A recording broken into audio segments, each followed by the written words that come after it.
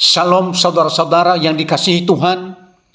Senang sekali kita bisa berjumpa kembali untuk merenungkan firman Tuhan yang hidup dan berkuasa mengubahkan kita. Mari kita berdoa. Tuhan Yesus, terima kasih karena Engkau hadir di tengah kami. Urapilah hati dan pikiran kami, supaya firman-Mu menuntun hidup kami. Amin. Firman Tuhan hari ini yang menjadi dasar khotbah kita diambil dari kitab Amos pasal 9 ayat 11 sampai 15. Saya bacakan satu ayat saja sebagai inti khotbah kita hari ini, yaitu ayat 11. Pada hari itu aku akan mendirikan kembali pondok Daud yang telah roboh. Aku akan menutup pecahan-pecahannya dan akan mendirikan kembali reruntuhannya. Aku akan membangunnya kembali seperti di zaman dahulu kala. Sejauh demikian pembacaan firman Tuhan.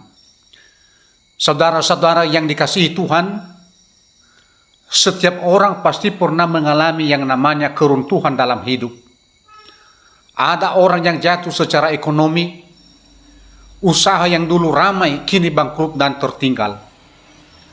Ada orang yang runtuh secara relasi, pernikahan yang dulu penuh cinta, kini hambar bahkan berantakan.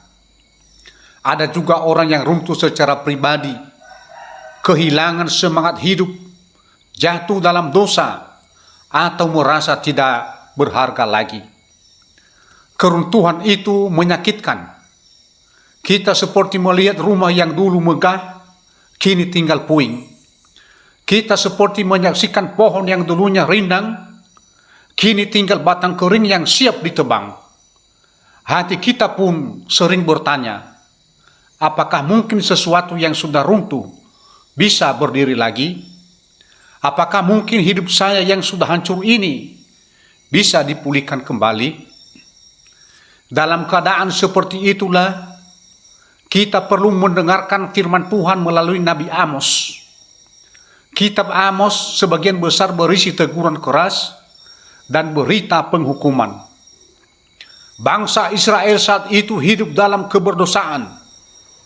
Mereka menindas orang miskin, hidup dalam kemewahan tanpa peduli sesama, dan menyembah berhala. Tuhan murka dan mendatangkan hukuman yang berat. Bagi bangsa Israel, mendengar nubuat Amos itu seperti mendengar vonis mati. Seakan-akan tidak ada lagi harapan.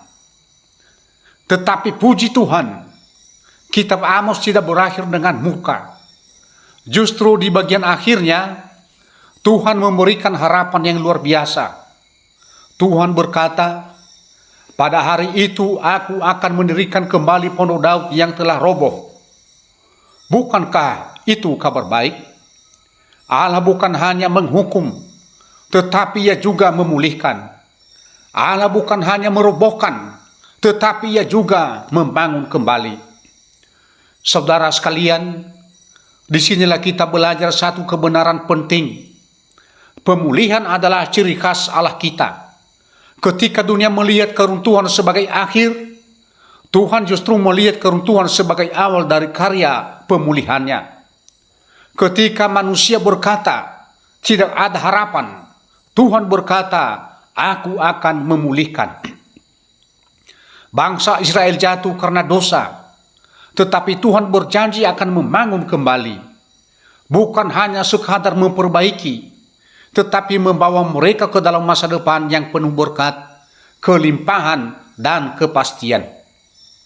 Saudara yang dikasihi Tuhan, berita ini juga untuk kita hari ini. Mungkin ada di antara kita yang sedang mengalami keruntuhan dalam hidup. Jangan takut, jangan putus asa. Ingatlah bahwa Tuhan yang kita sembah adalah Tuhan yang memulihkan umatnya. Nah, pertanyaannya sekarang, bagaimana janji pemulihan Tuhan itu dinyatakan dalam Amos pasal 9 ayat 11 sampai 15? Ada 3 hal yang akan kita renungkan bersama. Bagian pertama, pemulihan selalu dimulai dari pengakuan keruntuhan. Saudara yang dikasihi Tuhan, ayat 11 berkata, Pada hari itu, aku akan menerikan kembali pondok Daud yang telah roboh. Perhatikan kata-katanya, pondok Daud yang telah roboh. Sebelum Tuhan membangun kembali, Ia menegaskan dulu bahwa sesuatu memang sudah roboh. Dengan kata lain, pemulihan tidak bisa terjadi kalau kita tidak mau mengakui keruntuhan kita. Inilah persoalan terbesar manusia. Seringkali kita ingin dipulihkan, tetapi tidak mau jujur. Kita ingin berkat, tapi tidak mau mengaku bahwa ada yang salah dalam hidup kita. Kita ingin Tuhan mengubah keadaan, tetapi kita menolak untuk mengakui bahwa kita sendiri bagian dari masalah itu. Mengapa Tuhan menyinggung pondok Daud yang roboh? Karena itu adalah simbol kebesaran Israel yang sudah hancur akibat dosa mereka sendiri. Kerajaan yang pernah jaya di bawah Daud dan Salomo kini terpecah, melemah dan tidak berdaya. Bagi bangsa itu, mengingat pondok Daud sama saja dengan mengingat masa lalu yang indah, tetapi kini tinggal kenangan pahit. Saudara, bukankah seringkali kita juga seperti itu? Kita mengingat masa lalu, masa ketika keluarga kita rukun, usaha kita maju, pelayanan kita bergairah, relasi kita hangat. Tetapi sekarang, semua itu seperti roboh. Kita lalu bertanya, kenapa bisa begini? Apakah bisa dibangun lagi? Justru dari situlah pemulihan dimulai. Ketika kita berani mengakui bahwa ada yang runtuh, ada yang salah, dan kita butuh pertolongan Tuhan. Ada sebuah kisah tentang seorang bapak yang keras kepala. Rumahnya bocor parah di musim hujan. Air menetes dari atap, lantai penuh ember penampung air. Istrinya sudah berkali-kali bilang, "Pak, ayo kita perbaiki atapnya sebelum hujan makin deras." Tapi si bapak selalu menjawab, "Tenang saja, Bu. Kalau lagi hujan, mana bisa diperbaiki? Kalau lagi panas, mana ada yang bocor." Lucu kan? Akhirnya rumah makin rusak karena si bapak tidak mau mengakui kerusakan dan bertindak. Begitulah banyak orang Kristen, tahu hidupnya bocor di sana-sini, tahu ada yang salah dengan rohani, dengan keluarga, dengan hubungan, bahkan dengan karakternya, tetapi selalu punya alasan untuk menunda mengakuinya. Akibatnya, kerusakan makin besar. Dalam kehidupan pribadi, mungkin kita jatuh dalam dosa yang sama berulang kali, tapi kita menutupinya.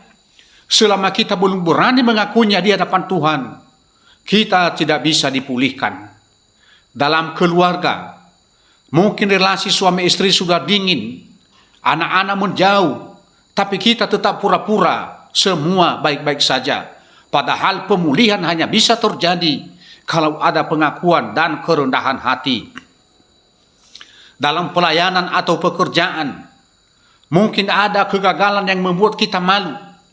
Tapi justru ketika kita mengakui kegagalan itulah, Tuhan bisa mulai bekerja membangun kembali. Yesus sendiri berkata, "Berbahagialah orang yang miskin di hadapan Allah." Matius pasal 5 ayat 3. Artinya, mereka yang sadar dan jujur bahwa dirinya tidak punya apa-apa tanpa Tuhan, itu awal dari pemulihan. Sehubungan dengan itu, maka kita harus jujurlah di hadapan Tuhan. Jangan sembunyikan dosa. Jangan pura-pura kuat. Katakan, "Tuhan, aku roboh, aku butuh Engkau." Belajarlah rendah hati. Jangan gengsi salah kepada pasangan, anak atau saudara. Pengakuan adalah pintu pemulihan. Datanglah pada Tuhan seperti kita apa adanya. Dia tidak mencari orang yang sempurna, tetapi orang yang mau dibentuk kembali. Saudara sekalian, kita sudah melihat bahwa pemulihan selalu dimulai dari pengakuan akan keruntuhan kita. Tetapi Tuhan tidak berhenti di situ. Dia bukan hanya membuat kita sadar bahwa kita roboh, Dia juga menjanjikan bahwa setelah keruntuhan itu, Ia akan mencurahkan berkat yang melimpah. Marilah kita masuk pada bagian kedua. Pemulihan Tuhan membawa berkat yang melimpah. Mari kita perhatikan ayat 13 sampai 14. Sesungguhnya waktu akan datang, demikianlah firman Tuhan, bahwa pembaja akan tetap mengikuti penuai dan pengirik buah anggur, penabur benih. Gunung-gunung akan menyeriskan anggur baru, dan segala bukit akan kebanjiran anggur baru. Aku akan memulihkan umatku Israel. Mereka akan membangun kota-kota yang sudah sunyi, lalu mendudukinya kembali. Mereka akan menanami kebun anggur dan minum anggurnya. Mereka akan membuat kebun-kebun buah-buahan dan makan hasilnya. Saudara sekalian, gambaran ini luar biasa. Di zaman pertanian kuno, siklus kerja ladang jelas. Ada musim menabur, lalu menunggu berbulan-bulan, lalu baru menuai. Tapi di sini Tuhan menggambarkan sesuatu yang tidak masuk akal menurut logika manusia biasa. Pembaja langsung mengikuti penuai, penabur langsung disusul oleh pengirik buah anggur.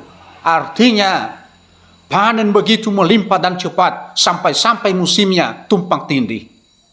Ini bukan sekadar soal hasil panen secara fisik, tetapi sebuah simbol bahwa ketika Tuhan memulihkan, berkatnya melampaui keterbatasan manusia. Ia sanggup mengubah tanah yang tandus menjadi ladang subur, mengubah hidup yang kering menjadi penuh kelimpahan. Saudara, mari kita lihat satu contoh nyata dari kehidupan sehari-hari. Bayangkan seorang petani, kalau ia menabur 10 kg benih padi, dia berharap menuai 4 atau 5 kali lipat. Itu hukum alamiah. Namun ada kalanya tanah menjadi subur secara luar biasa karena faktor tertentu. Tanahnya gembur, airnya cukup, iklim mendukung, pupuk alami bekerja sempurna. Hasilnya bisa melampaui dugaan. Dari 10 kg benih bisa menuai ratusan kilogram padi. Itu fakta pertanian, bukan dongeng. Dan ini membuat kita mengerti betapa realistisnya janji Tuhan. Tuhan yang menciptakan hukum alam tentu bisa menambahkan faktor-faktor yang membuat hasil melimpah.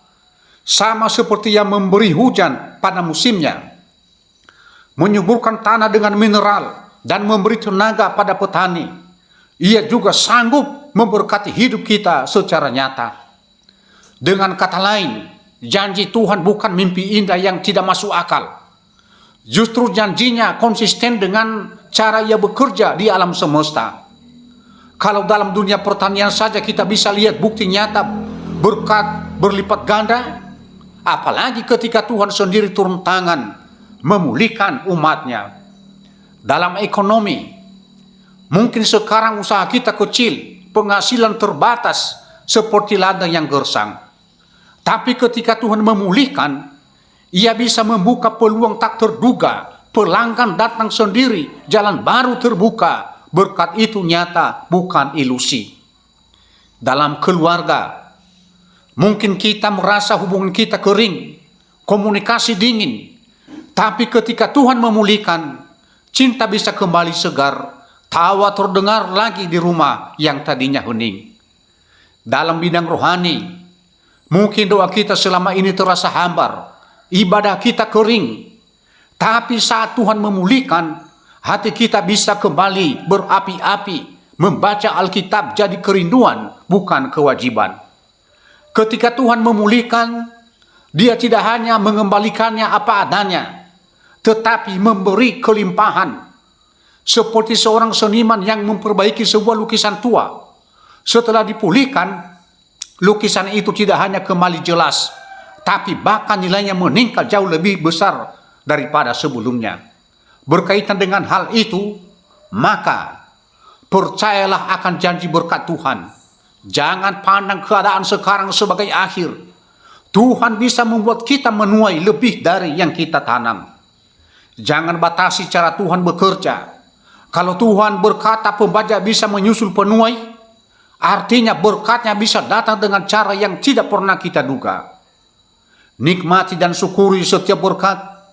Berkat pemulihan bukan hanya materi, tapi juga damai sejahtera, sukacita, kesehatan, dan relasi yang dipulihkan. Saudara, kita sudah melihat bahwa ketika Tuhan memulihkan, Ia memberikan berkat yang melimpah, jauh lebih daripada yang kita pikirkan. Tetapi janji pemulihan Tuhan tidak berhenti pada kelimpahan yang bersifat sementara. Ia juga memberi kita kepastian masa depan yang kokoh, yang tidak bisa digoyahkan oleh apapun. Dan inilah yang akan kita renungkan dalam bagian ketiga. Pemulihan Tuhan menegakkan masa depan yang pasti. Ayat 15 berkata, Aku akan menanam mereka di tanah mereka sendiri, dan mereka tidak akan dicabut lagi dari tanah yang telah kuberikan kepada mereka, firman Tuhan Allahmu. Saudara yang dikasihi Tuhan, ayat ini menegaskan bahwa pemulihan Allah bukanlah sesuatu yang sementara.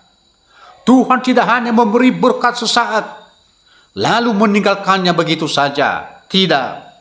Dia berjanji untuk menanam umatnya di tanah mereka sendiri, dan memastikan bahwa mereka tidak akan dicabut lagi. Ada kata kunci di sini, menanam. Kalau kita menanam sesuatu di atas meja, mudah sekali untuk digeser atau diambil orang. Tetapi kalau kita menanam sesuatu ke dalam tanah, ia berakar. Akar itu mengikatnya dengan kuat, memberi kehidupan, dan membuatnya bertahan menghadapi badai sekalipun. Itulah gambaran pemulihan Allah. Ia bukan hanya memperbaiki permukaan hidup kita, tetapi mengokohkan kita sampai berakar di dalam Dia. Mengapa ini penting? Karena banyak orang hanya mencari berkat sementara, bukan kepastian kekal. Kita sering bersyukur saat Tuhan menolong kita keluar dari masalah, tapi kita lupa bahwa pemulihan sejati bukan hanya soal kondisi sekarang. Pemulihan sejati adalah jaminan masa depan. Israel saat itu hidup di tengah ancaman. Bangsa-bangsa lain bisa menyerang, ekonomi bisa goyah, bahkan iman bisa tergoda. Tetapi Tuhan berfirman, kalian tidak akan dicabut lagi. Inilah jaminan pemulihan yang sejati. Apapun yang terjadi di luar, umat Tuhan tetap aman dalam tangannya. Mari kita renungkan perbedaan antara tanaman pot dan pohon besar di tanah. Tanaman pot, meskipun dirawat setiap hari, tetap mudah dipindahkan. Orang bisa mengangkatnya keluar, ke dalam, atau bahkan membuangnya. Akar tanaman pot terbatas, tidak bisa dalam. Hidupnya bergantung pada pemilik pot. Sebaliknya pohon besar yang berakar di dalam tanah, tidak bisa dipindahkan dengan mudah. Butuh tenaga besar, butuh alat berat, bahkan butuh waktu lama. Pohon itu bisa menghadapi angin, hujan, panas, dan tetap bertahan karena akarnya menancap di dalam tanah. Saudara, hidup kita seringkali seperti tanaman pot, mudah goyah oleh keadaan. Sedikit masalah bisa membuat kita stres, sedikit goncangan bisa membuat kita putus asa. Tapi ketika Tuhan memulihkan, Dia menanam kita dalam kasih-Nya. Kita bukan lagi tanaman pot yang mudah dicabut, melainkan pohon yang berakar kuat di dalam janji Tuhan. Inilah kepastian yang tidak bisa dibantah. Kalau kita berakar dalam Tuhan, badai boleh datang, tetapi kita tidak akan tumbang. Seperti Mazmur pasal 1 ayat 3 berkata, ia seperti pohon yang ditanam di tepi aliran air, yang menghasilkan buah pada musimnya, dan yang tidak layu daunnya, apa saja yang diperbuatnya berhasil. Saudara sekalian, dalam kehidupan keluarga, kalau Tuhan yang menanam, keluarga kita tidak mudah dicabut oleh pertengkaran atau masalah ekonomi. Ada dasar yang kuat, kasih Kristus. Dalam pelayanan, kalau Tuhan yang menanam, pelayanan kita tidak mudah runtuh meski ada tantangan. Ia akan menopang. Dalam iman pribadi, kalau Tuhan yang menanam kita dalam Kristus, iman kita tidak akan hilang meskipun ada pencobaan karena kita berakar pada kebenaran yang kekal. Oleh karena itu, bangun hidup di atas dasar firman Tuhan. Itu cara supaya kita berakar, bukan sekadar di permukaan. Miliki hubungan pribadi dengan Tuhan. Doa dan firman bukan ritual, tapi akar kehidupan. Percayalah pada janji Tuhan. Jangan hanya mengejar berkat sesaat, tetapi pegang janji bahwa hidup kita aman sampai kekekalan. Saudara yang dikasihi Tuhan, kitab Amos memang penuh dengan teguran dan hukuman. Tapi indahnya, ia berakhir dengan janji pemulihan. Kalau hidup kita runtuh, ingatlah Tuhan bisa membangunnya kembali. Kalau hidup kita kering, percayalah Tuhan bisa membuatnya berbuah dengan melimpah. Kalau kita takut akan masa depan, peganglah janjinya. Tuhan menanam kita dan tidak ada seorang pun yang bisa mencabut kita dari tangannya. Allah yang sama yang memulihkan Israel adalah Allah yang kita sembah hari ini. Dan melalui Kristus kita menerima janji pemulihan itu. Bukan hanya untuk hidup sekarang, tetapi sampai selama-lamanya. Mari jangan berhenti pada keruntuhan. Jangan hanya terpaku pada keadaan sulit. Pandanglah kepada Allah yang memulihkan. Izinkan Dia menanam kita lebih dalam, supaya kita berbuah, dikuatkan, dan memiliki masa depan yang pasti. Amin. Mari kita berdoa. Tuhan Yesus, terima kasih karena Engkau adalah Allah yang memulihkan. Kami mengakui keruntuhan kami. Kami percaya Engkau sanggup memberi berkat yang melimpah. Dan kami bersyukur karena Engkau memberi kami masa depan yang pasti. Biarlah hidup kami berakar di dalam-Mu, sehingga kami tetap teguh sampai akhir. Dalam nama Tuhan Yesus Kristus kami berdoa. Amin.